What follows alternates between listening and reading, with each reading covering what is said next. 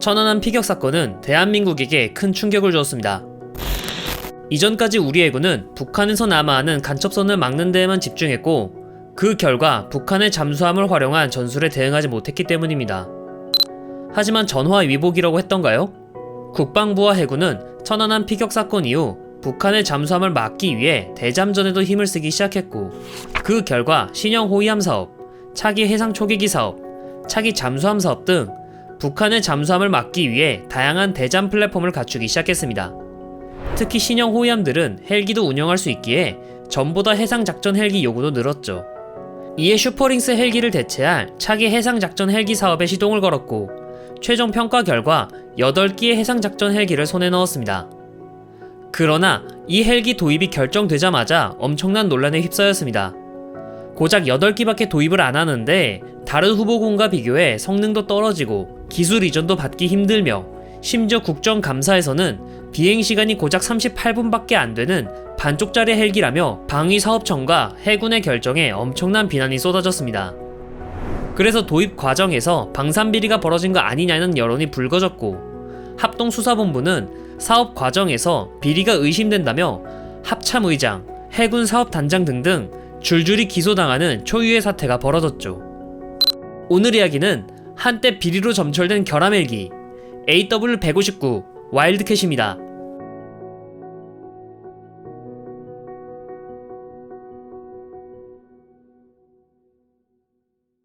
잠수함을 잡는데 가장 효과적인 무기는 뭐니뭐니 해도 항공기입니다. 그 유명한 유보트도 연합국이 수송함대에 호위 항모를 배치해 에스코트를 하니 사실상 괴멸당했으니까요. 이건 오늘날에도 마찬가지입니다. 우리 해군은 해상 초계기로 해상 감시를 하지만 해상 초계기는 육지에서 날아와야 하며 넓은 범위를 탐색하기는 좋지만 만약 북한 잠수정이 몰래 남하한 뒤 미리 해역에서 매복해 있다면 피해를 입을 수 있죠. 해상 작전 헬기는 이런 문제를 보완해줍니다. 수직 이착륙이 가능한 헬기 특성상 지상에서 이렇게 작전 해역에서 임무를 수행하고 임무 도중 연료 보급이 필요하다면 전투함의 착함에 연료를 공급받을 수 있습니다. 우리 해군은 1977년부터 해상작전 헬기를 운영했습니다. 처음에는 알로에트3를 운영했고 1991년부터 슈퍼링스를 도입해 운영했습니다. 하지만 알로에트3는 모두 퇴역한 건 물론 슈퍼링스도 운영한 지 30년이 다 되어가 노후화가 진행되었습니다. 이미 슈퍼링스 4대가 사고가 났고 그중 3대를 손실하기도 했죠. 특히 천안함 피격 사건 이후 더 성능이 우수한 해상작전 헬기를 운영해야 할 필요성을 느껴 서둘러 차기 해상작전 헬기를 도입하기 시작했습니다. 그 결과 경쟁 기종이었던 MH-60을 누르고 8기를 도입하기로 결정한 헬기가 바로 오늘의 주인공 AW159 와일드캣입니다. 와일드캣은 2013년 1월 해상작전 헬기 전력 증강을 위해 긴급 전력 도입 사업으로 선정된 모델입니다. 2016년에 인수를 시작해 2018년에 8대 모두 전력화가 완료되었죠. 하지만 와일드캣이 도입되었을 때 과연 제대로 된 해상작전 헬기인가에 대한 의문을 제기하는 사람이 많았습니다. 그도 그럴 게 외형은 노후화된 슈퍼링스와 비슷해서 겉으로만 보면 제대로 된 헬기를 구입한 게 맞는지 의문이 들기 때문입니다. 실제로 와일드캣은 링스와 나란히 놓고 비교하면 차이를 구분하기 힘들 정도로 외형이 닮았습니다. 이는 와일드캣이 링스를 개량해 만들어진 헬기이기 때문입니다. 당사국인 영국에서 와일드캣 개발 프로젝트 이름이 퓨처 링스라는 점에서 알 수 있죠. 기존 링스를 개량한 만큼 정비성과 신뢰성을 높이는데 많은 신경을 썼다고 합니다. 하지만 링스와 와일드캣은 완전히 다른 녀석이라고 해도 무방합니다. 와일드캣은 링스보다 기동성이 뛰어납니다. 링스는 롤스로이스제 터보샤프트 엔진 2기와 4장의 날개로 구성된 로터 블레이드를 장착해 기동성이 매우 뛰어난 걸로 유명합니다. 덕분에 헬기로서는 최초로 롤과 루프 고개 기동을 성공시켰죠. 이런 고개 기동은 그만큼 엔진의 출력과 그걸 통제하는 비행 제어 기술과 항공역학적 설계가 뛰어나다라는 의미입니다. 와일드캣은 링스의 장점을 더욱 발전시키기 위해 대대적인 개조가 이루어졌습니다. 엔진은 기존 링스 헬기가 탑재하고 있던 GEM 42-1 엔진보다 출력이 높고 지속적인 출력 발휘가 가능한 CTS800 엔진을 장비했습니다. 게다가 부품수도 크게 줄여 운용 및 유지가 간편하고 전자식 통합 엔진 제어 장치가 적용되었죠. 덕분에 슈퍼링스보다 최대 이륙 중량이 1톤 이상 증가했습니다. 새로 설계된 꼬리 날개와 후방 동체는 레이더 반사 면적을 줄이고 파도로 흔들리는 전투함에 착함할 때 강한 충격을 견딜 수 있게 설계되었습니다. 해군은 8기라는 적은 도입 수량을 가진 대신 질적인 면을 강화하기 위해 갖출 걸 다 갖춘 이른바 풀옵션으로 주요 장비를 구성했습니다. 와일드캣은 해상 작전 헬기로 도입되었습니다. 그래서 대잠전 및 대수상전을 모두 수행할 수 있도록 관련 장비들을 알차게 갖추고 있습니다. 먼저 해상 작전 헬기 최초로 A24 레이더를 탑재했습니다. 시스프레이 752 해상 수색용 레이더로 A24 레이더의 특징답게 주파수를 변경할 수 있어서 극심한 전자전 상황이나 복잡한 전장 환경에서도 재밍당할 일이 없어 표적을 식별하고 위험 순위별로 구별할 수 있습니다. 또한 통합된 피하 식별 장치 기능은 한국군 헬기 중 유일하게 보유하고 있죠. 레이더로 주변을 식별하면 다음은 전자광학 추적 시스템을 가지고 있어 악천후나 밤에도 적외 선으로 표적을 식별할 수 있습니다. 대잠 작전을 위한 장비로는 탈레스제 AQS950 컴팩트 플래시 디핑 소나를 가지고 있습니다. 디핑 소나란 헬기에서 와이어에 연결된 소나를 바다에 담가 소리를 방사해 반영되는 신호를 수신하는 장비이죠.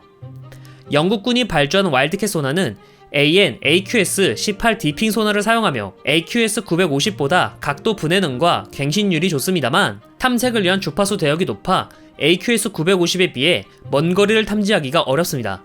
결정적으로 멀티스태틱 운용이 불가능하기에 최종적으로는 탈락했습니다. 멀티스태틱은 디핑 소나가 방사한 소리를 동시에 여러 곳에서 수신할 수 있는 것을 말합니다. 반사된 소리를 다양한 위치에서 듣는다면 훨씬 더 정확하고 빠르게 잠수함의 위치를 특정할 수 있죠. 와일드캣은 링크 16 전술 데이터 링크를 가지고 있어서 같은 데이터 링크를 사용하는 군함들끼리 데이터를 공유해 멀티스태틱 운영이 가능합니다. 덕분에 기존 슈퍼링스보다 더 촘촘한 대잠 경계망을 갖출 수가 있게 되었죠. 와일드캣은 잠수함을 특정할 뿐만 아니라 공격도 할 수 있습니다. MES, SBTU 투발 장치를 장착하고 있는데 이 장비는 10발의 소노부이나 폭뢰 등을 리볼버식으로 장착하여 기능별로 투발할 수 있습니다. 또한 청상어 경어뢰를 장비해 잠수함을 직접적으로 타격할 수 있죠. 북한군은 잠수정뿐만 아니라 소형 고속정도 대량으로 운영하고 있습니다. 유사시 연평도 같은 도서에 빠르게 기습할 생각이죠. 이에 파일런에 스파이크 NLOS를 장비해 발사할 수 있습니다. 이 미사일은 가시광선, 적외선, 레이저 유도가 가능한 탐색기에 무선 데이터 링크가 결합된 미사일로 최대 30km 밖의 지상 및 해상 표적을 공격할 수 있어 헬기에서뿐만 아니라 해병대 지상 발사형에도 운용 중이죠. 주요 장비의 스펙도 스펙이지만 주요 장비들을 얼마나 유기적으로 통합하고 관리하는도 중요합니다. 와일드캣은 주요 장비들을 모두 디지털로 통제합니다. 칵핏에서 슈퍼링스와 와일드캣을 나누는 기준은 아날로그냐 디지털이냐의 차이일 정도이죠. 조종석은 조종사와 부조종사가 사이드 바이 사이드 방식으로 배치되어 상황과 임무에 따라 대잠전 요원이나 무장사가 뒤에 탑승합니다. 슈퍼링스와 달리 와일드캣의 조종석은 훨씬 간결하고 직관적인 디스플레이로 레이더나 전자광학 추적 시스템에서 얻은 정보를 디스플레이에 한눈에 보이도록 표시합니다. 또한 자동 조종 모드가 추가되었는데 이는 조종사가 미사일 발사나 디핑 소나 작동 등 무기를 사용하거나 공격할 때 조종사의 부담을 줄여줘 임무 성공률을 높이는 데 기여할 수 있습니다. 덕분에 정보 분석 감시, 표적 획득 및 정찰 능력에서 차이가 커서 슈퍼링스보다 효율적인 작전이 가능합니다. 이처럼 와일드캣은 소형 헬기에 들어가는 기종이지만 알맹이는 꽉 찬 헬기로 현재 한국 해군도 해상작전 헬기로서 만족하면서 사용 중입니다. 현재 해군은 8개의 와일드캣을 만족스럽게 사용하고 있습니다만 사실 해군이 진짜 원한 건 와일드캣이 아니었습니다. 해군은 노골적으로 경쟁 헬기인 MH-60 시호크를 원했죠. 사실 와일드캣과 시호크는 비교 대상이 아닙니다. 당장 한 체급 더 커서 무장 탑재량이나 채공 시간, 내부 공간까지도 훨씬 더 넓었기 때문에 비교 대상이 아니죠. 여론에서는 왜 시호크가 있는데 성능이 떨어지는 와일드캣을 구매했느냐라고 하며 비난했고 심지어 국회 국정감사에서 무장을 장비한 채 단지 30분밖에 비행을 못한다며 사실상 쓸모없는 헬기로 매도했습니다. 그 외 와일드캣을 도입하기 위해 허위 공문서 작성 및 행사 혐의를 했다며 의혹을 제기하며 합동수사본부를 만들어 이들을 전부 기소해버리는 사태도 벌어졌죠. 그렇다면 이런 의혹들은 사실일까요? 결론부터 말씀드리자면 모두 사실이 아닙니다. 와일드캣의 도입 과정은 지극히 현실적인 판단의 결과였습니다. 앞서 말했듯 시호크가 와일드캣에 비해 성능이 우수하며 성능만으로 이들을 비교하면 굳이 와일드캣을 고를 이유는 없습니다. 하지만 세상은 예산이 지배합니다. 해상 작전 헬기 도입 사업 당시 8기를 구입하기 위한 사업비는 총 5,890억 원이었습니다. 이 돈으로는 세계 최고 해상 작전 헬기인 시호크 8대는 살 수 없고 설령 구매하더라도 옵션을 전부 제외한 깡통으로 구매해야 8대를 구매할 수 있었습니다. 헬기를 포함한 항공기는 기체는 껍데기이고 사실상 항전 장비를 포함한 옵션이 진짜인 걸 생각하면 시호크를 깡통으로 구매하는 건 아무런 의미가 없는 수준이죠. 결국 최종적으로 선택된 두 후보 중 와일드캣밖에 선택지가 없던 상황이었으며 이 가격도 어떻게든 낮추기 위해 끈질긴 협상 끝에 웨스틀랜드 측에서 가격을 낮춘 결과였습니다. 또한 30분밖에 비행하지 못하는 것도 대수상 장비와 대잠 장비 모두 무장을 적재한 특수한 경우에만 해당할 뿐이죠. 대잠 임무나 대수상 임무에 맞춰 무장할 경우 비행 시간은 1시간 30분에서 2시간 정도 채공할 수 있을 만큼 채공 시간 효율이 좋습니다만 문제는 우리 해군이 보유 중인 전투함의 헬기 갑판은 슈퍼링스 같은 소형 헬기에 맞춘 헬기 갑판을 가지고 있다는 점입니다. 이것은 인천급을 비롯한 신형 호위함들도 마찬가지이죠. 물론 신형 호위함에도 시호크를 착함 못 시키는 건 아니며 운용도 가능하긴 하다만 안전거리가 와일드캣보다 짧기 때문에 날씨가 조금이라도 좋지 않을 경우 와일드캣보다 착함이 까다롭다는 문제점이 있습니다. 해상작전 헬기의 도입 목적이 신형 호위함들의 헬기를 붙여주어 안정적인 대장 경계망을 구성하는 것이었기에 신형 호위함들의 헬기 갑판 크기에 맞춰진 와일드캣이 더 합리적인 선택이지요. 게다가 와일드캣은 슈퍼링스의 개량형이기에 슈퍼링스의 파일럿들을 그대로 와일드캣에 사용할 수도 있었습니다. 이런 이점들이 높게 평가되어 방사청과 우리 해군은 시호크 대신 와일드캣을 선택한 겁니다. 이런 점이 모두 참작되고 결국 진실이 밝혀져 군사법원에서도 와일드캣 도입과 관련돼 기소된 모든 사람들에게 무죄를 판결 내렸습니다. 사필 규정 같지만 와일드캣은 여전히 비리 헬기라는 주홍 글씨가 지워지지 않았고 재판을 받으면서 이어져온 억울한 옥살이와 변호사 비용으로 고초를 겪은 현역과 예벽 장교들의 명예와 인생 그리고 군 신뢰는 엉망이 되었죠. 왜 시호크가 있는데 와일드캣을 구매했느냐 라는 질타는 없는 거 조르기 수준의 질타였던 거죠. 만약 처음부터 제대로 된 예산을 주고 사업을 진행했다면 이런 불상사는 아마 벌어지지 않았을 겁니다. 만약 예산이 충분했다면 해군이 원하는 대로 시호크 20기를 도입했었을 겁니다.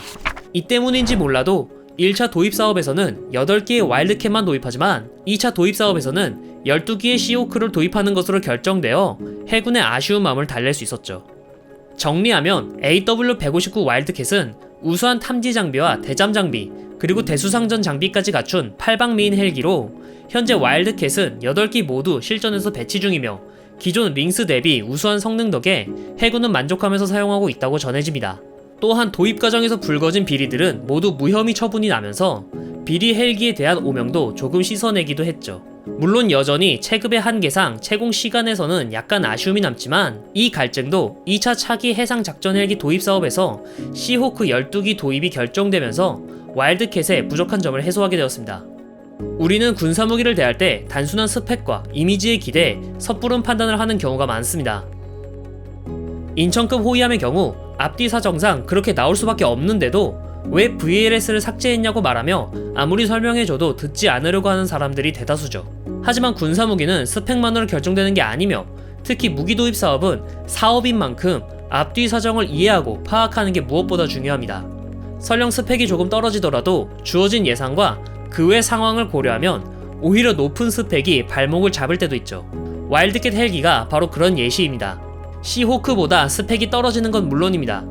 하지만 주어진 예산 안에서는 시호크를 구매해봤자 군이 필요로 하는 작전 소요를 제대로 맞추지 못하고 오히려 예산을 낭비하는 것에 가깝죠. 특히 헬기 같은 고가의 군사무기들은 보급 소요나 정비 소요 등도 종합적으로 고려해야 하기에 더더욱 스펙만 보고 살 수는 없습니다. 그것을 제대로 이해하지 못한다면 윤영하급 고속함 같은 괴작이 탄생할 수밖에 없고 인천급 호위함은 왜 좋은 호위함인지 이해를 하지 못하죠. 때로는 최선책보다 좋은 차선책이 있습니다. 와일드캣도 마찬가지입니다. 단순히 눈에 보이는 스펙뿐만이 아닌 포괄적으로 보는 시선이 필요하다는 것을 와일드캣을 통해서 배웁니다.